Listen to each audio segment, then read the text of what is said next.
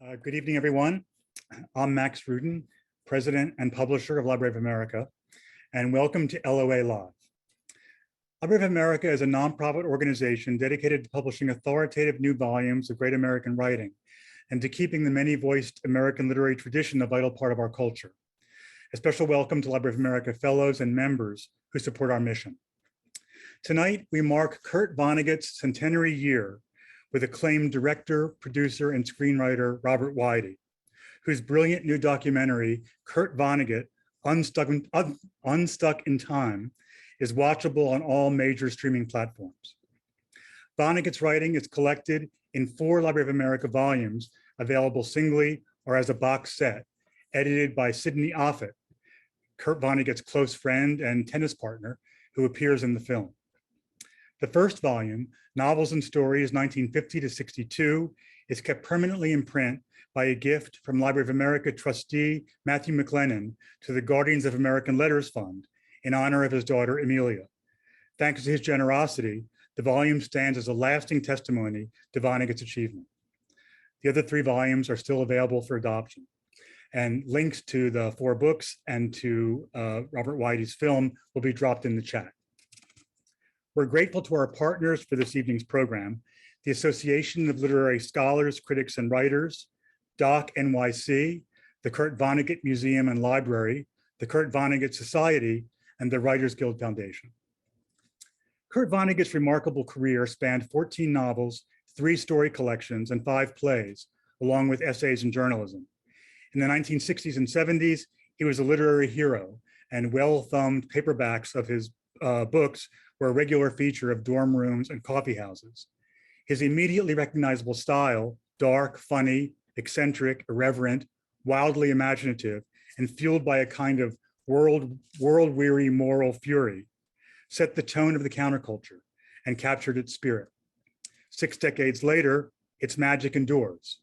For one thing, his subjects, the triumph of technocracy and environmental destruction, just to name 2, are still our subjects. But more than that, it's clearer now than ever that he's a great comic moralist in the tradition of Mark Twain, improvising fables that explore the basic questions of human existence. Why are we here? How should we live? And does any of this make any sense? Robert Weide tells Vonnegut's story and explores his singular genius in a wonderful and moving new documentary that is also the chronicle of their unexpected 25-year friendship. Bob Weide is best known as the Emmy-winning director of many of Curb Your Enthusiasm's funniest episodes.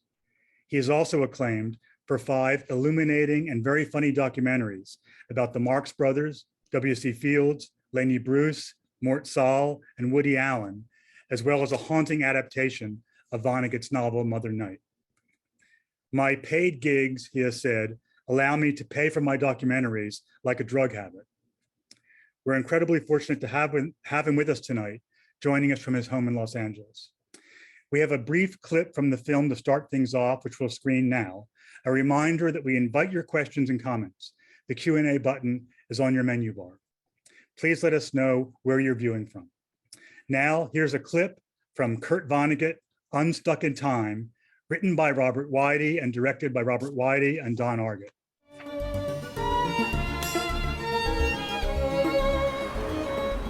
In '94, we made a trip to Lake Maxinkuckee in northern Indiana, where the whole extended Vonnegut family all had cottages. Just seeing these places brought it home in a way that that really humanized him for me.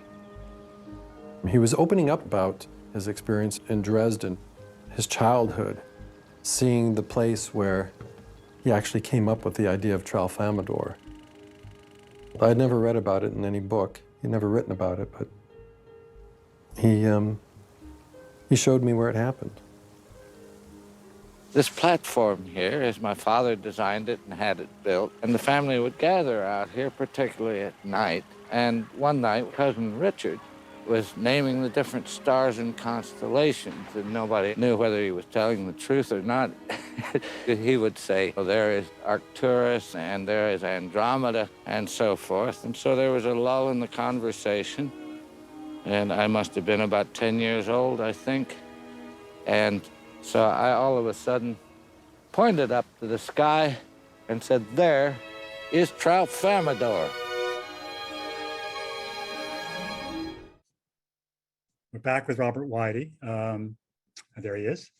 Hi, Bob, and welcome. And thank you for this terrific and loving film. And it's a wonderful act of friendship, this movie, among all the other things that it is. So anyway, maybe the best way to start is to ask you, what first drew you to Kurt Vonnegut's work, and what did you connect to in it? First, I want to say one thing. I was thinking of the famous routine by Mel Brooks and Carl Reiner, the 2,000-year-old man. There are various iterations of it through the years because it was hugely, largely improvised. And there's at one point, Carl Reiner introduces Mel Brooks as the 2,000-year-old man, and he says, "Is it true that you're really 2,000 years old?"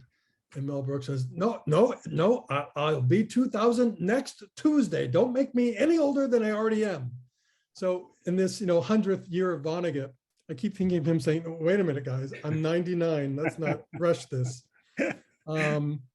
In any event, I was a very young man when I started all this, and it's hard to make that claim now. But no, of course, this is all in the film because there's this meta element in the film where I talk about my obsession with Vonnegut, and it started in high school, as it did with most of us. And there was actually a class that I had in high school, an English class, or must have been American literature or something. This sort of very hip teacher who had us read Breakfast of Champions. And she even appears in the film now. She says that looking back now after many years of teaching, she's rather horrified that she assigned this book to the class, upon further examination. It was a different time. Yeah, it was. Well, it was the 70s. It was late 70s, or mid 70s. But I just read it. And again, as I say in the film, I just thought, all right, well, I found my author. And I blame Vonnegut for me being less well-read than I'd like to be, because once I discovered his books, I didn't care about anyone else. I didn't want to read anybody. And, I grew up, I was reading Dickens when I was 10 and reading fairly, highfalutin literature as a kid. And I just discovered Vonnegut, and I said, all right, this is the only guy I care about. And I don't know, I've been asked about the appeal. It's hard to nail down, but I suppose primarily it was the mix of, taking on very heavy subjects, as you said in your introduction, these existential topics that are on the minds of most young people. They're still on my mind, as far as what are we doing here and how do we treat others, and why do we treat others so poorly, and why do we treat the planet so poorly, and what's our purpose here, and what are people for?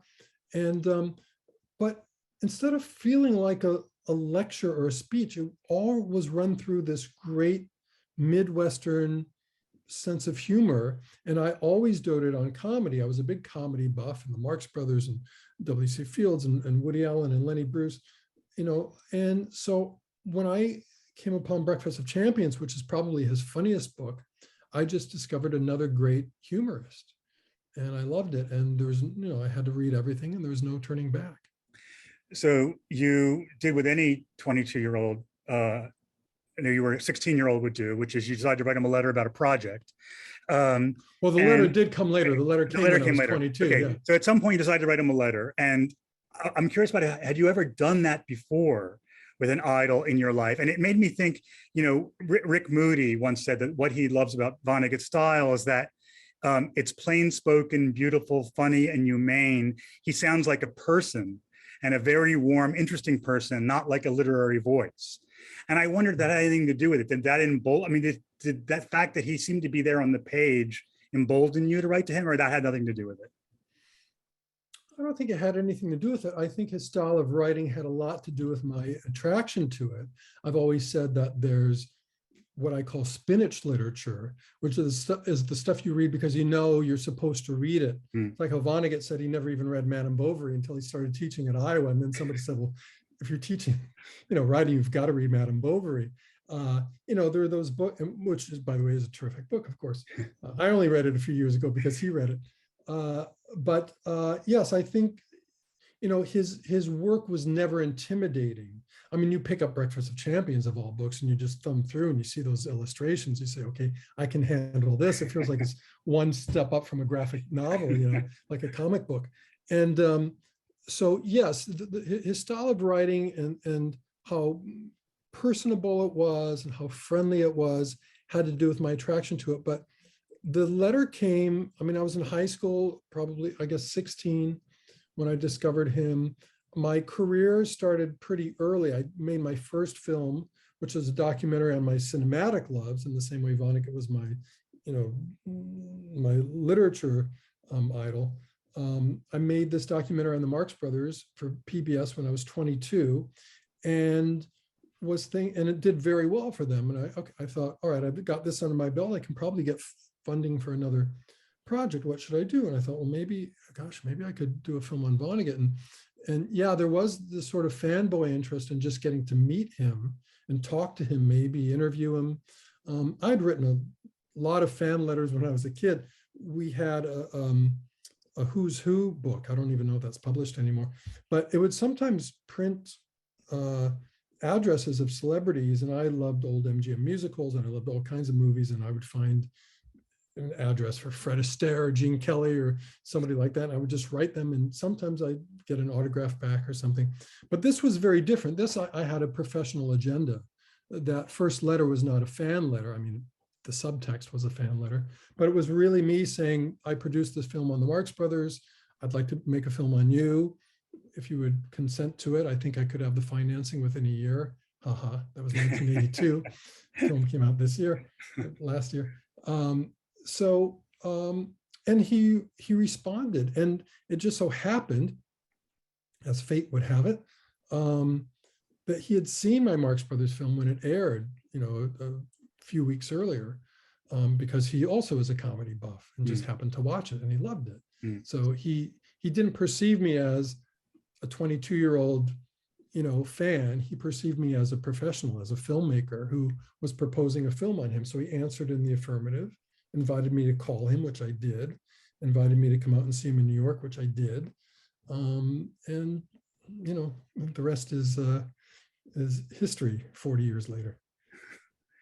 And presumably, and he trusted you. I mean, why do you think he trusted? Well, you connected clearly in some way. You shared a love of old comedies. Were there other ways that you connected? And is that, you think, why he trusted you with this project? I think mainly because, again, I'd made a film that he saw, that he liked. Yeah. It was well made. But yes, we did hit it off, and I credit him with that because I was as nervous as you would expect me to be. I mean, imagine, you know, people, the way they idolize Kerouac or Salinger or something. Imagine Kurt was never as, you know, hermetized or isolated as somebody like Salinger. But imagine writing him a fan letter and getting a letter back, or a letter of any kind, and getting a letter back saying, here's my phone number, give me a call and come visit me. So I was pretty nervous, but, you know, he's this big friendly Hoosier who just came off so, you know, he was very approachable and just made me feel at ease. I think he probably knew I was nervous. And that first time we sat together, we laughed a lot. We laughed for the next 25 years. And it just put me at ease. So soon I got used to the idea that I was spending time with him, and it you know, it always remained exciting, but you know, the ice was broken after that first meeting. And you know, I have to say, thank goodness he was never putting on the pressure. As, you know, months turned into years, turned into decades. He never really said, so is this film going to happen, or are you just pulling my leg all this time? There was one point towards the end where at one point we had a section of this in the film, and it just got cut for reasons of length. But at one point he was saying, you know, maybe it's best to throw in the towel. You know, if it hasn't happened by now, maybe it won't. And I just said, oh no, that's not going to happen.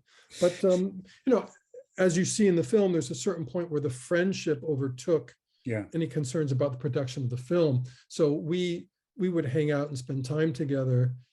You know, even I spent time with him at his summer house in Long Island, just the two of us hanging out. And there was no talk of the film. I mean, it wasn't about the film at that point. The friendship was genuine, and the film was, you know, every now and then I'd have some time or some money and we'd film, but that was never the sort of the core of the relationship after a Right. certain point. No, understood. Well, your quote, I think you say in the film, I don't even like documentaries where the filmmaker puts himself in. I mean, who cares? So, Who cares was my quote. That wasn't end mine. quote. Yeah, yeah. So the question is, when did you realize that the personal story had to be part of the film? I mean, Well, how did that all happen? it was after he died. You know, that first letter to him was 82. It was 88. It was a full 6 years before I started doing any filming. And that was is really what held up the entire film. There was never any real financing for it. That first shoot in 88 was done with some seed money from American Masters, WNET in New York. And then it was out of my pocket for many, many years. So it became this hobby project. Now, he died in 2007. And then I was really uncertain how to go forward. There was still no money. There was nobody looking to buy the film. And now he was gone. And I sort of had to process that loss on a personal level, let alone figure out how to move the film again. And two things started to happen around the same time. One was other people started to convince me that, you know, the story of the evolution of that friendship, that relationship, should be folded into the documentary as sort of a sub-story. You know, it started out with the intention of just being kind of a you know, American Masters PBS documentary. But as years went by and we became so close, I questioned the impact that the friendship would have on the film. And after he died, you know, mutual friends like Jerome Klinkowitz, said that story should be told in the same way that Vonnegut, when he would sort of get into a jam, he'd put himself in the book and interact with his characters and sort of talk his way out of it that way. So I was very reluctant because I really did not want to go on camera. But it did finally seem the only way to dig myself out of this hole that I had dug for myself. And also around that time, Kickstarter started to become a viable way for these kinds of films to get financing. So I brought in another director, Don Argett, a very accomplished director, to start to work with me. We had met at a film festival in Kiev, Ukraine, of all places. And he was a Vonnegut fan. So I thought, if I'm going to be in the film, I need another director to take that on so that I wouldn't be essentially interviewing myself or following myself around with the camera. That made no sense. So I brought Don in. We launched a Kickstarter campaign in February of 2015. It was successful. We raised enough money to get the film going again. But even that was now almost 7 years ago. So it was still a long time for the film to, you know, continue evolving. Well, I mean, it's just, as you just alluded to, and as I think the film also presents, it's hard not to draw an analogy between that cracking the code on the film and Vonnegut, and one of the central episodes in the film, which is Vonnegut cracking the code on Slaughterhouse-Five. Right. And I think the fact that you wouldn't even say that they feel weirdly similar and kind of are referring to each other in some way. And you talk about, you know, that you tell that story. Maybe you should just tell a little bit of that story for the viewers about, you know, Vonnegut's situation. He had written 4 novels. He had he couldn't make a living. He had this bizarre string of day jobs, and he somehow figured out how to crack the code on Slaughterhouse-Five. And it seemed to involve, in some ways, the same decision about cracking the code on the film, which was figuring out how to make his own story part of the story he was telling. Is that fair to say? Yes. Well, I don't know that. I mean, other than the foreword to the book where Vonnegut, and all of his readers love those forewords to his books that are sort of autobiographical, and here's what I've been doing since the last book, and this is what led me to this book. But, you know, his appearance in the book itself and the body of the novel is really not much more than a cameo. So I don't think that was the code that he cracked for Slaughterhouse-Five. I think it had more to do, there were a few things, and one was the wife of Bernard O'Hare, his war buddy, Mary O'Hare, and he's told this story, and it's all the Vonnegut fans know it. I'll give you the very short version. As he went to Bernard O'Hare's house to sort of reminisce about the war, to sort of compare stories and see if they remembered the same things. And his wife, Mary, was there getting very annoyed, and he didn't understand it. Finally, she told him, you're going to write another book that's going to glorify war and make it seem very romantic, and there'll be a movie with, John Wayne and Frank Sinatra. And the truth is, you were babies. You were babies with guns, And he realized that was a truth that nobody had really told about war, is that it wasn't these big macho guys. These were high school kids, college jerks, as he says, high school jerks. And so he promised Mary that he would make that point and that he would call the book The Children's Crusade, which does wind up being the subtitle of the book. But he was always, he was writing in one way or another. He was writing about his experience during the war immediately after the war, when he first started writing short stories and even writing things for college at the University of Chicago. And but he couldn't find a way to tell this story, and he tried to make like a conventional World War II story. And part of what led to him breaking through was his time in Iowa, because it was really the first time he had the extended family of other writers, and really brilliant writers of Nelson Algren and Jose Donoso and Vance Bourgeois and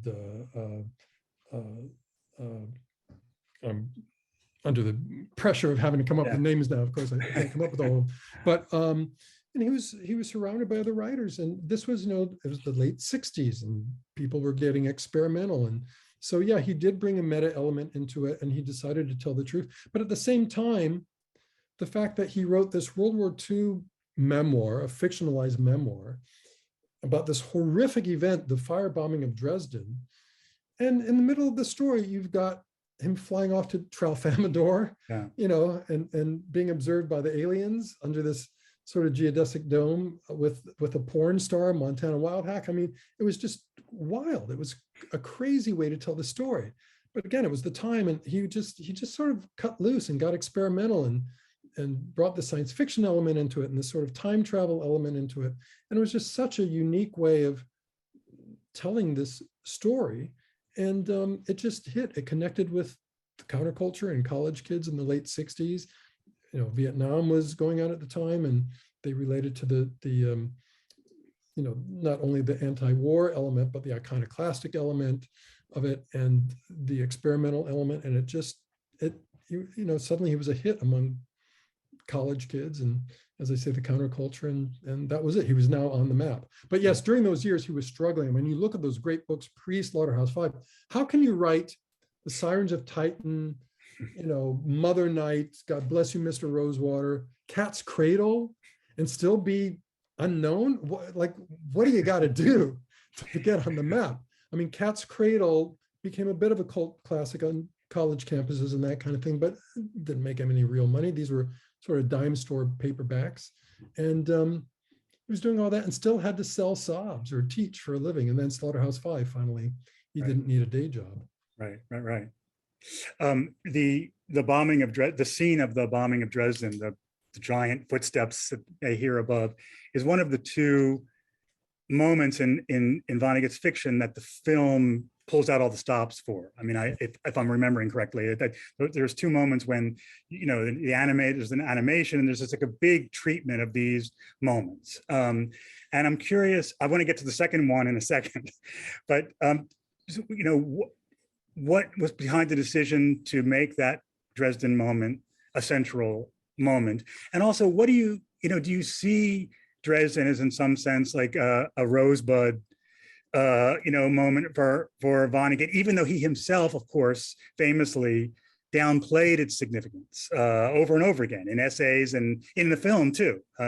Sure. Which we can talk about his comment about that. But if you could just talk about why that's a centerpiece, how you chose that, and what you're having known the man and knowing the work so well, do you see Dresden as this central moment? Sure. When you spend 39 years making a film, you've got plenty of time. It's like preparing a pasta sauce, some kind of a bolognese sauce or something, and a little more. You have time to really let it percolate and to season it as you go, and you think of things along. Oh, maybe I should add a little garlic here, and you don't necessarily have a great game plan going in, but after enough time and watching it over and over on the editing system, you come up with ideas. And so a lot of that stuff is sort of accidental, or we can say in some way this sounds very artsy fartsy. It's not meant to. I mean this in a practical application, but the film kind of leads you, and sort of, it's like writing. You tune in, and the story starts to tell you where it wants to go. And I find that in documentaries like I make, that happens very often. And so suddenly you find yourself, or I find myself, sort of emphasizing the experience in Dresden, or some other things that, sometimes it's just, oh, I know how to visualize this. I know how to tell this. Other things, I don't know how to make that cinematic. Mm-hmm. And certainly the firebombing of Dresden, and, there's plenty of news footage from the time and the aftermath. So you've got that. I had him telling it on camera. As you say, there's some animation that I brought into it. And of course, it's a pivotal moment in his life. And yes, he did deny it. The line from the film, when I asked him on camera about the role that Dresden played in his life, and he was 21 or 22 at the time, and he was digging corpses out of these basements and piling them up and torching them. I mean, I don't know what you were doing when you were 22, but when I was 22, I was hanging out with my friends and going to movies and getting into slight mischief. But so you wonder the impact that has on you when you're still kind of in your formative years. And his response to me was, he says, the dogs in my neighborhood where I grew up had more of an impact on my character today than the mere firebombing of Dresden. And then in the film, we cut to his daughter Edie saying, oh, he's full of it. Right. So he had this idea that, yes, it was something he witnessed. It was something he experienced. It was a big dramatic event, but that it had little impact on who he was. Others who knew him said it had a large impact. Some people theorize that he had PTSD. And, part of me thinks, well, how couldn't you? Now, he was certainly functional and managed to work this into his art and become a millionaire because of this experience that he had. But surely it affected him. I don't think on a day-to-day basis. I think, there was a manic element to his personality, in that he could be very jovial and very happy and very silly and very light. And then other times he could be very depressed and very down. I don't think that had anything to do with Dresden. I think that was just sort of his natural inclination. Everybody has their ups and downs, but yes, I think there's no denying that this was a pivotal moment in his life, and it is a bit of a fulcrum in the movie as well. Yeah, the way I hear it, when he says mere bombing of Dresden, I hear the mere as a tell, Sure, yeah. And because also he says somewhere, you have him say somewhere later on, it was so nauseating that I don't want to talk about it and I don't want to think about it, or words to that effect. He's talking about war in general. Yeah. That again, the other side of the coin from these movies that make it seem romantic. He just says it's one horror after another. Yeah. I mean, and by the way, his daughters in the film say that he never spoke about his experiences during the war, that they mainly found out what he experienced by reading Slaughterhouse-Five. And that might seem a little shocking to people, but I will tell you that most people, most men, women too, I suppose, of that generation who did fight in that war, or I suppose any war, don't talk about it much. My father was in the Pacific during World War II. He saw action, as they say, and never talked about it. And I'm sure he saw some horrible things. And it's beyond talking about. It's beyond words. And that's why often veterans will seek the company of other veterans, because they know and they've been there. They don't have to talk about it, or maybe they do talk about it amongst themselves. But it's not a romantic time in their lives. They saw awful things. And that was certainly true of Kurt, who really saw awful things, and not just the destruction of Dresden, but he was in the Battle of the Bulge, which in which there, I think the greatest Allied casualty of any single battle of the war. So, he saw friends, comrades being blown to smithereens and that sort of thing. So, it's not just Dresden. It's the whole war experience. It leaves you a different person than you go in. Yeah. You are going in. Yeah. I mean, one thing that struck me this time is, you have him talking about how, when he comes out of the bunker, it's like the surface of the moon. And I think the quote is, everything organic was gone, or was something like that, which reminded me actually this time of, the end of Cat's Cradle, which is about everything organic becoming stone. And it makes me, in a way, Dresden's another end of the world kind of scene. Yes. Well, by the way, that points to how he was trying to, there's a very definite connection between the chain of events in Cat's Cradle and what he experienced during the war. They're both sort of apocalyptic scenarios of which there are few survivors.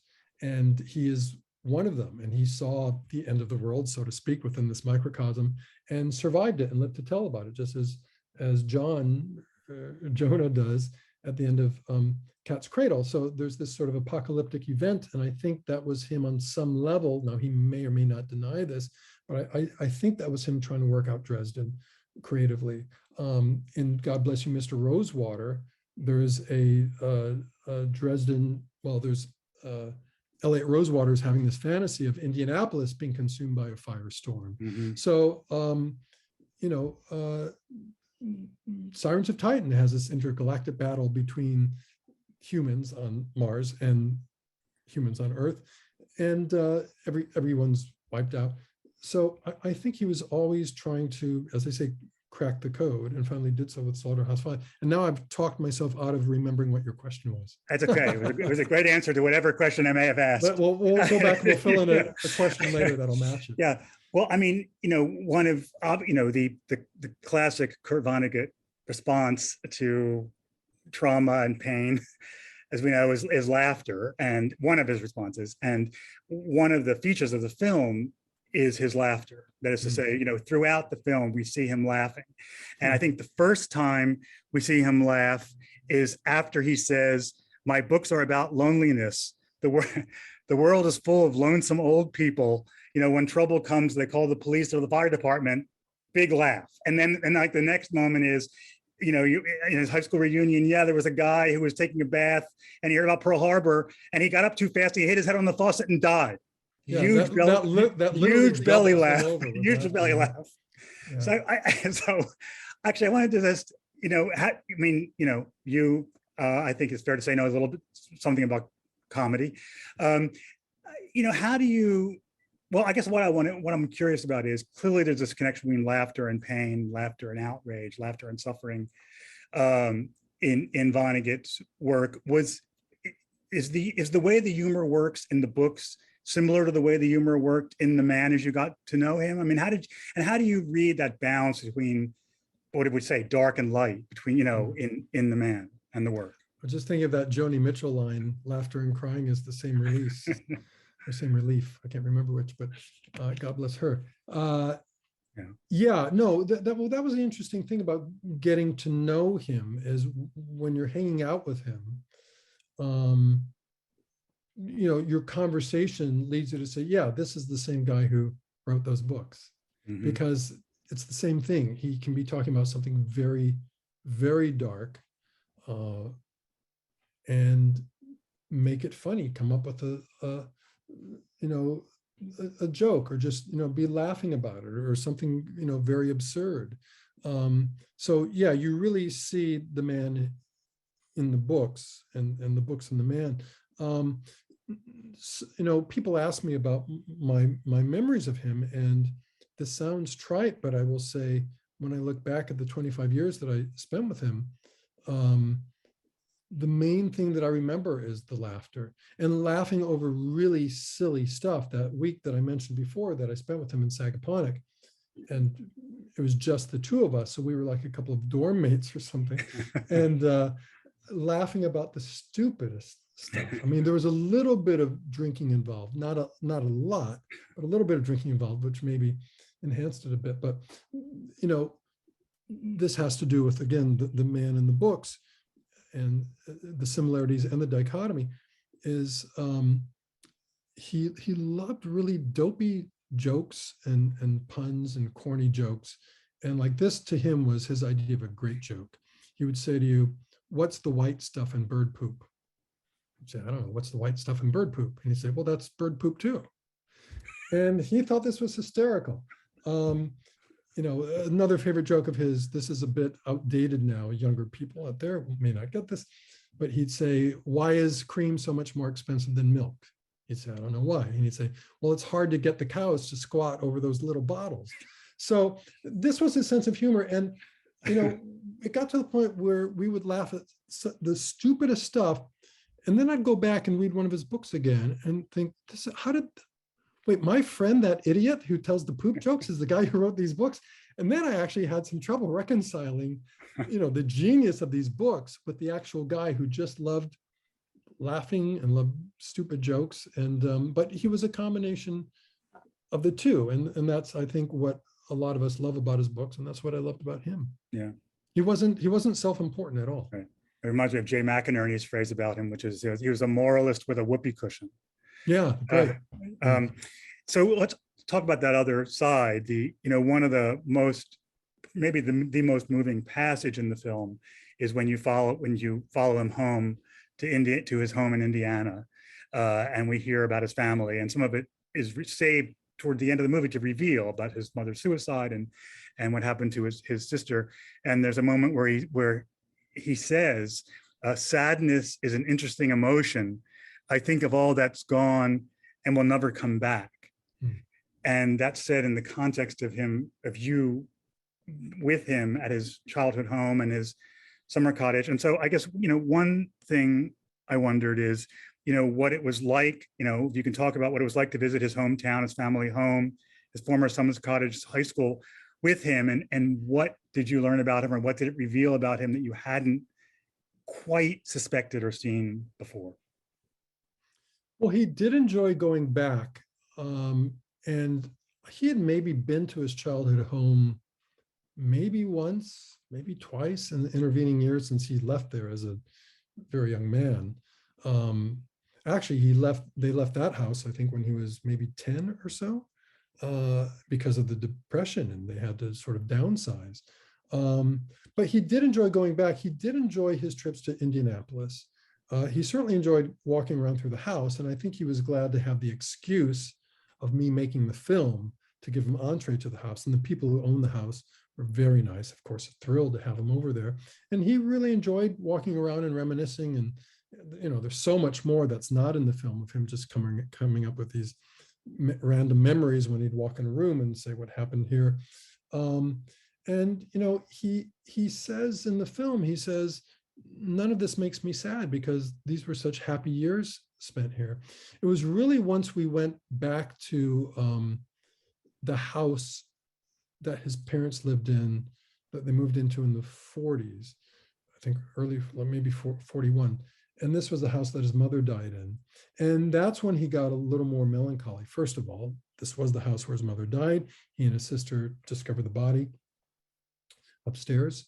And the woman who owned the house now was a family friend. The last name was Dean, D-E-A-N. And she had a scrapbook, a photo book, that had pictures of him and his family, from many years ago. And he says this on camera about that book. He says, she gave him the book and he looked at a few pictures, then had to close it. He says he can't look at old pictures like that. They just make him too sad. So here's the guy who went from, none of this just makes me happy because they're happy memories, to a guy who couldn't look at the photos. But of course, seeing the photos, he's thinking about all that's gone. When he's at the house, he's thinking about the fun he had with his sister and the laughs that they had. And now he's looking at photos of his sister and realizing she's gone. She'll never come back. Bernie was still alive at the time. But again, the older you get, the more you lose. And so, yeah, he had sort of an interesting relationship to, I don't know, to happiness and sadness. It could turn on a dime. Well, it seems like also both the extended family that he had back then and this kind of idea of kind of small town, if I can call Indianapolis that, decency of his childhood seemed to be a touchstone. And both seem to be touchstones. So out of that comes what I see as like the emotional center of the film, or one of the emotional centers, which is the staging of this moment in Breakfast of Champions, where the author as a character sets, well, like maybe you should tell what the moment is. And it's it seems to have to do a lot with this poignancy of time passing and time smashing things that will never come back again. And so maybe you could just talk about that moment, and again, why you chose that moment of all the moments in the 20 books you could have chosen to kind of stage at that point in telling of your story. Well, you're talking about setting Kilgore Trout free, right? Yes. In Breakfast. Well, so as readers know, Vonnegut recycled a lot of the same characters throughout all of his books, and many characters appear in many different iterations through the books, and the most prominent one being Kilgore Trout, who first appears in God Bless You, Mr. Rosewater, and is the central character of Breakfast of Champions. And now Breakfast of Champions, you talked about Vonnegut putting himself in his books. Vonnegut plays a much more primary role in Breakfast of Champions than he does in Slaughterhouse-Five, and puts himself into the book and interacts with Kilgore Trout. And now Vonnegut is writing the book as he's about to turn 50, which he sees as a significant turning point in his own life. And he refers to the book as his 50th birthday present to himself. And he's going to clear his mind of all the junk, all the crap that's piled up in there through the years. And the other thing he's going to do is he's going to set his characters free. All these characters that he's been bringing back again and again, he's going to give them free will. He's going to cut the strings of the marionette, so to speak, and let them do whatever they want. He's not going to write about them anymore. So he decides, out of all these characters, Kilgore Trout is the only one he's going to tell this to. So he puts himself into the book, interacts with Kilgore Trout, and basically says, I'm your creator. Everything you've ever done, you did because I wrote that you did it. You've been a character in my books, but I'm going to set you free, and you will have free will now, and you won't need me. I won't write about you. You know, he's basically saying, good luck, you're on your own. And Trout is looking at him very suspiciously, as you or I would if somebody made the speech to us. And they're actually outside of this on a street, and Kilgore Trout is underneath the spotlight. And then he makes there's a very moving twist where he sort of makes this comparison between Kilgore Trout and his own father, now deceased. And he notices that Kilgore Trout has his father's legs. He's writing about this as though this takes him by surprise, when in fact, he's writing it. And so Kilgore Trout is sort of a metaphor for his own father. And so Vonnegut starts to leave and put him, sort of transform back into his place at the typewriter, and as he's doing this, as he's sort of going through the void, he hears in the background Kilgore Trout's voice shouting out to him.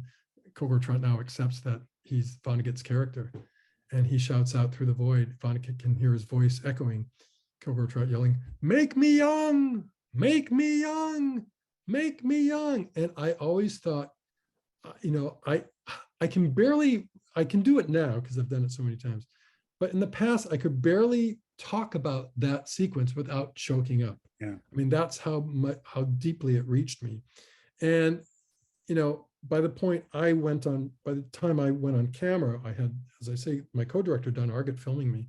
And Don wanted me to talk about this moment. And I read it from the book. I started crying on camera. I said, I really don't want to be crying on camera. Let's not use this. And he wanted to use it. And fortunately, we found a better way of telling that story, which was letting Vonnegut read it, because Vonnegut did an audiobook of Breakfast of Champions of his reading. Vince Gorman, very talented animator who lived in Indianapolis at the time, did our animation, and we worked on this animated sequence. It was a much better way of telling it. But yes, it came together quite nicely. And many people have told me that it was one of many times that they were reaching for a tissue during the book. So I feel quite satisfied that the emotion that moment has always had in the book, for me, has now carried through the film to other people who seem to be responding the same way. Yeah, very, very much so, I would say. Yeah. But that sequence is everything in some ways you need to know about Vonnegut. It's absurd. It's, you know, heart tugging. It's funny. It's surreal. It's about time. It's about time. It's about his own family. Yeah. It's just everything rolled up into this one sequence. It's quite lovely. Well, you know, we don't have time to cover, unfortunately, all things I'd like to cover, but I do want to say that, you know, speaking of families, you know, you have these amazing interviews with Vonnegut's kids that are quite revealing and moving in many ways. And we don't have time to really get into it, but I guess I just would like to ask, you know, is there something in those interviews that, you know, moved you, surprised you, you didn't think you would get, that you got from, I know that's a kind of large question, but does anything come to mind in any of those interviews with? I just appreciated how honest they all were. I mean, none of those interviews were a whitewash. They all talked about the elements of their father that they loved, and they all did love their father. And I'm talking about also the four nephews who were raised by Kurt and Jane as siblings to their biological children. The baby of that family, Peter, got adopted out to another family, also the relatives. So it was really the three boys that they raised. They all have great love for Kurt, and, you know, talked about the downside too of living with such a personality. Again, I think the offspring of any person that creative, there's always going to be a downside. The most creative people, the artists that we love the most, are not always the easiest people to grow up with. Now, with Kurt, I had no baggage. I didn't grow up with him. He wasn't my father. He was just a friend. So we could keep it light. But, you know, all of those kids were somewhat traumatized by growing up with Kurt. But I just appreciated how honest they were. And you know, there's the sequence when Kurt finally becomes famous after years and years of struggle, and his wife supporting him all those years and ordering books under a false name so that, you know, there'd be some sales of the books, and then Kurt becoming very famous overnight and very wealthy and all that. And then, you know, the old story of going off with a younger woman and leaving his wife. Everyone was honest about that. And one of the nephews says that, you know, he felt he hated Kurt for doing that, for treating Jane that way. And that's all in the film. So, you know, Mark and I are friendly. We had a great interview. The daughters and I are especially close. Nanny is really, like, talk about extended family. Nanny is, as far as I'm concerned, my sister. Edie and I aren't quite that close, but still very close. We talk all the time. And so, yeah, with all of, and the nephews too, we correspond, and especially his son, Steve, I've known for years, or rather his nephew, Steve. So with all of his talk about extended family, Kurt kind of gave me an extended family. And it's been one of the loveliest parts of this whole experience. Now, I'm going to say something, is that the light coming in is getting very dramatic because I'm in Los Angeles where it's always sunny, and that's what's coming in now. So I need 5 seconds to close the blinds, probably not even 5, but you might have to vamp for a couple seconds. I'm going to be right back. It's not a problem. It's going to look like a film noir with the light coming in through the blinds. Hold on one second. Okay. Well, I'll just tell the audience that the viewers, that I'll have one more question for Bob, and then we'll get into some of the questions that you've sent in. Okay. So let me just ask you, so how has finishing the film affected, you know, your relationship to Vonnegut? I guess that's the question I'd like to ask you before we go to audience questions.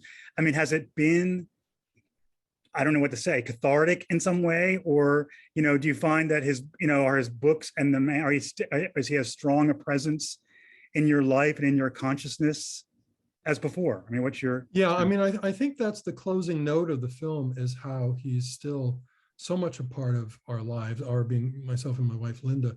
You know, his artwork is all over, his books are all over, you know, his candlesticks, which were our wedding present, are still the, you know, we're Jewish. That's a wonderful moment in the film too, is that the wedding scene. Yeah. Those are the candles that we light on Friday night. And you know, he comes up all the time, quotes of his. I mean, things that, listen, this is a dopey little example, but he had dinner here at our house one night, and my wife made dinner, And afterwards, she said, "Now, Kurt, we've got sundaes. You can have hot fudge. You can have a whipped cream. You can have nuts. We have a cherry. What do you want?" And Kurt's answer was, "I want it all." And that's still, I'll make a hot fudge sundae. I'll bring it to the table. I'll say it's a Vonnegut sundae. It's got it all. I mean, he's woven into the fabric of our lives very much so. I would say, first of all, to answer your question, finishing the film was just a great relief because I just don't have to think about it anymore. And what I'm looking forward to is going back and reading some of the books I haven't read for a while with no agenda other than reading the books and not have to think about, is this passage something I can work into the film? Or, how can I present this in the film? Is this something I should try to use? I can just read them to enjoy them, and the film is done. Yeah. But anyway, yeah, it's a huge. It's been 2/3 of my life. Yes. That film. Yeah. And my stock line, I really didn't fix the lighting, did I? My stock, it depends on how I sit. My stock line has been, I have no idea what my life is going to feel like once I finish this film, but I'm really eager to find out. And now I'm in sort of the post, I don't want to say postpartum part because there's been nothing sad about it, but it is a great relief to have it behind me. I'm glad I did it, and it's been very cathartic to get it out of my system. Yeah. Okay. Well, we have a few minutes for a couple audience questions here. Some of them they kind of fall into groups in a way. I think this is the most common question. So Ricardo Colasar from Jersey City, New Jersey says, "How did your friendship with Kurt Vonnegut influence your career as producer and director?" Jonathan Cross from Lancaster, Pennsylvania says, "How did Vonnegut influence your work as a director of comedy? Not just Curb Your Enthusiasm, but other work as well." Daniel Attridge from the Bronx, "What's the most useful piece of writing advice you got?" And so Neil Stevens from San Diego, "What did you learn about creativity in the writing process?" So people are curious about this long friendship. Were there lessons? And people were always turning to Vonnegut for advice about everything. Were there lessons, either that you learned, either for your work or even in your life? And what would you say? How would you answer that? I would say any lessons that I picked up from him that would have affected me creatively would be subtext. There was never a conversation with him the way, people fortunate enough to be in his classes, John Irving or Suzanne McConnell, who wrote a book a couple of years ago about Kurt's years at Iowa. I didn't get those kinds of lessons about writing from him. It just was never part of our dynamic. I think things that I picked up from him that may have informed my writing, not my directing so much really, but my writing would be, again, the obvious stuff about don't get too highfalutin and keep it simple and keep it approachable. And what was his line? Be a good first date, be entertaining and engage your audience, so to speak. Of course, I wrote the adaptation, the screenplay to Mother Night, which was made in '96. That was so long ago now. And that was very, very much informed by his writing because it was a pretty straight ahead adaptation. So I would say, again, he has affected my sense of humor in the same way that Lenny Bruce did, that Woody Allen did, that the Marx Brothers did. He's in this kind of great melting pot of influences of mine. They all sort of go in and impact my creative take on the world. I think his maybe a sense of absurdity has found its way into my own work, but it would be in subtle ways like that. Yeah. This lighting is really getting crazy. Yeah, it's very dramatic. I made it worse.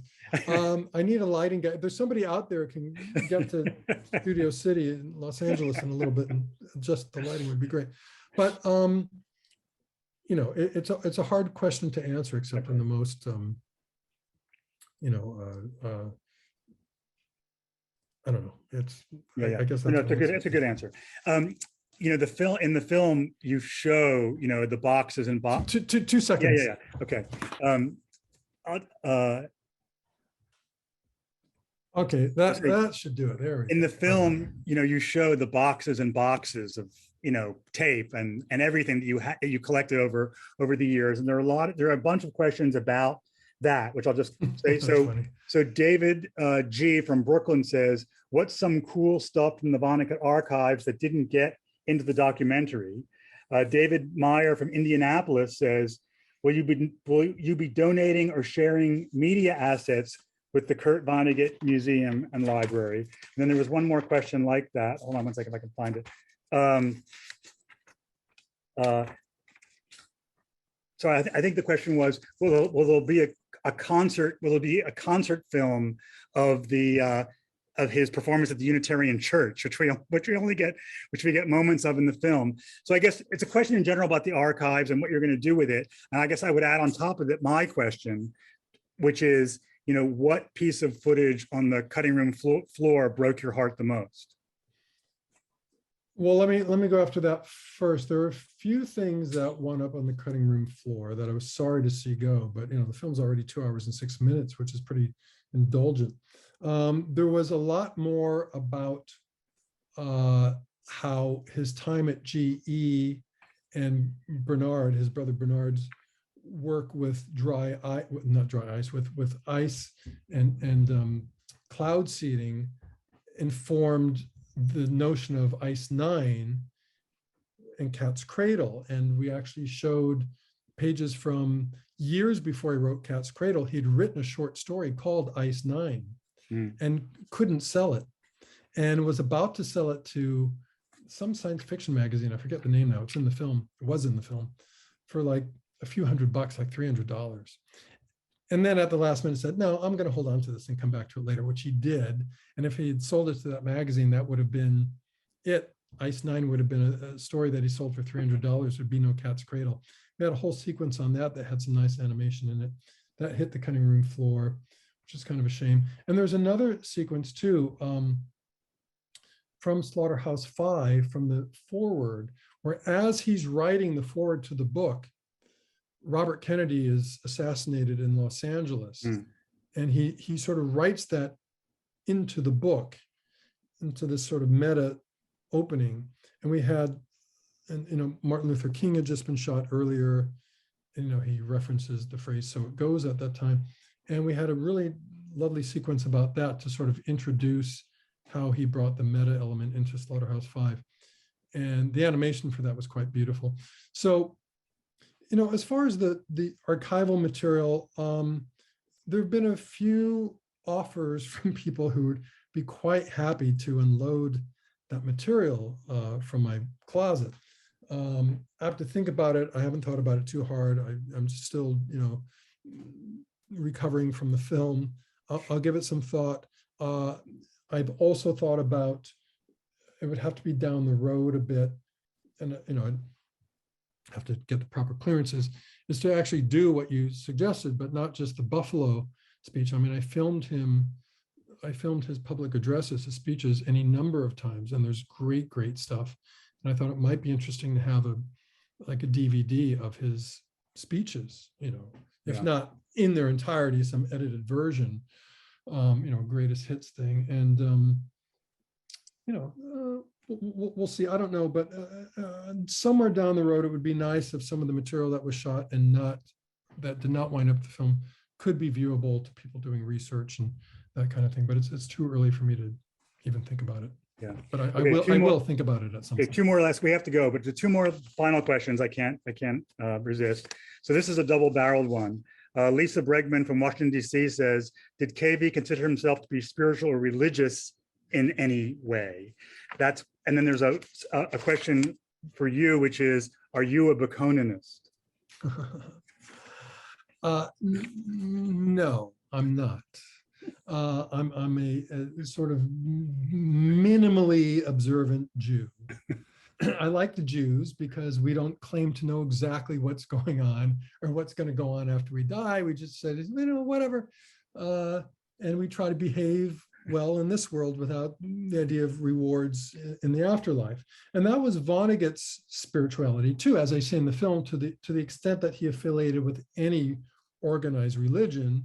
It was, Unitarianism, which is the outgrowth of the free thinkers movement over the years, and his ancestors many generations back were all free thinkers. And this, as I say, this has become Unitarianism, so we always felt connected to them. The church that he speaks at in the film was a Unitarian church up in Buffalo, but he was never a church-going Unitarian. He was a humanist. Yeah. And as I said, as applies to Jews to some degree, he thought whether Jesus was who he said he was or not, it didn't matter. He said some very cool things, said some very lovely things that we could all do better to live by. So whether he was the Son of God or not, to him was secondary. A lot of people said great things. Buddha said great things. The Maharishi Mahesh Yogi said some great things. So Kurt's thing was all about community and here and now, and treating each other decently, treating the planet well, because it's the right thing to do. We all know what's the right thing to do is, really, when we think about it, and without being concerned with rewards or punishment in the afterlife. And that was his thing. Yeah. Okay, last question. Randy Mack from New Orleans says, there's a Vonnegut quote bot account on Twitter. If you could take it over, what Vonnegut quote or quotes would you put in it?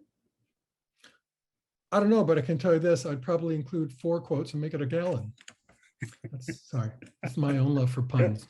I don't know, that quote bot, is it the quote bot? I don't know if it's that. There's a guy who did Kurt's biography through the years in a series of tweets, which was really interesting.